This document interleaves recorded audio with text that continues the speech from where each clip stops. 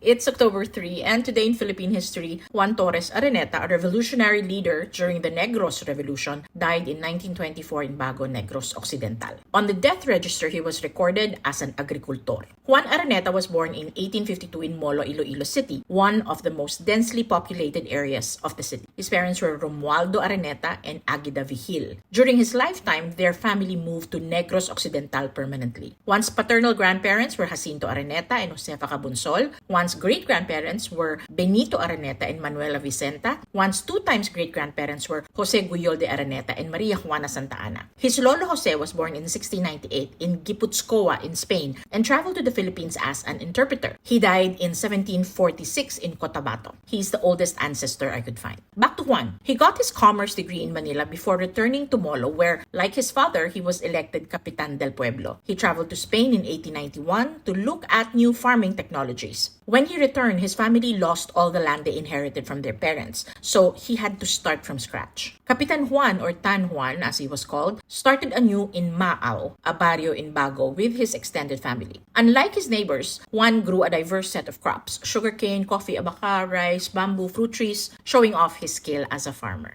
Because he was buying a lot of machinery for his farm, the Spanish authorities became suspicious. They thought he was smuggling arms. He was jailed for 9 months in 1897. By November 5 the following year, Juan Araneta had led revolutionary forces in Bago that marched towards Bacolod, virtually unarmed. They had only 3 rifles and the rest were carrying wooden sticks that looked like rifles from afar. The group overwhelmed the Spanish authorities in Bacolod, who surrendered without bloodshed on November 6, 1898. The bloodless revolution is referred to as 5 de Noviembre. What is not often discussed is while the Negrense landlords were revolting, an inland male babaylan named Dionisio Magbuela, or Papa Isyo, as in Pope Isyo, organized disgruntled peasants who had escaped the brutal treatments of their hacenderos. Yung outfit nila medyo is giving me culto vibes. Anyway, from their base at the foot of Mount Canlaon, they grew to about 1,500 fighters. And the Spanish forces had been dispatched regularly away from the city center to stop them from recruiting more peasants. Kaya understaffed yung mga Guardia Civil. Back to the hacenderos. The Negros Republic was established with Aniceto Lacson as president and Juan Araneta as secretary of war and the governor of Negros Occidental. By the way, Aniceto was married to Rosario Araneta, who was the first cousin of Juan Araneta. So, cousins-in-law sila. Their government was short-lived and the hacenderos surrendered to US forces on March 4, 1899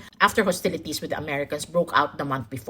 Si Papa Isyo hindi nagpasugpo agad. Lumaban sila sa mga Amerikano hanggang 1907. In 1904, Juan Araneta was chosen as one of the country's representatives to the infamous St. Louis World Fair in Missouri. He showed off his harvest from his farms in Negros, rice, cacao, abaca, among others. He was also among the founders of the Maao Sugar Central. Juan Araneta died in 1924 at the age of 72 and was buried in his hometown of Bago. A monument of the Revolutionary General on horseback was erected at the Bago City Public Plaza. His home in Bago's Poblacion is an imposing heritage house popularly known as Balay ni Tan Juan and is a significant historical landmark. Most of the Aranetas had huge families. Juan had a lot of siblings who also had a lot of children. Juan himself had children with a lot of women. Ganun ata talaga pag malaki ang asyenda. Para marami ka mauutusan. Char. Tapos eto, Juan's first wife, Cristeta Sarmiento, in some accounts, was the daughter of Pedro Sarmiento and Magdalena Araneta, the younger sister of Juan. So he married his niece? Hindi ko lang ma-verify. I need to find their marriage record pa. They had a lot of kids, ha? From Juan's line descended many prominent Filipinos. Among them, businessman Jorge Leon Araneta, politician Mar Araneta Rojas, chef Margarita Araneta Flores, and politician Jerry Araneta Rojas. The nation remembers him because of his valor during the revolution. He became rich because he worked hard. Di naman kailangan maging perfect na tao para tawaging magiting.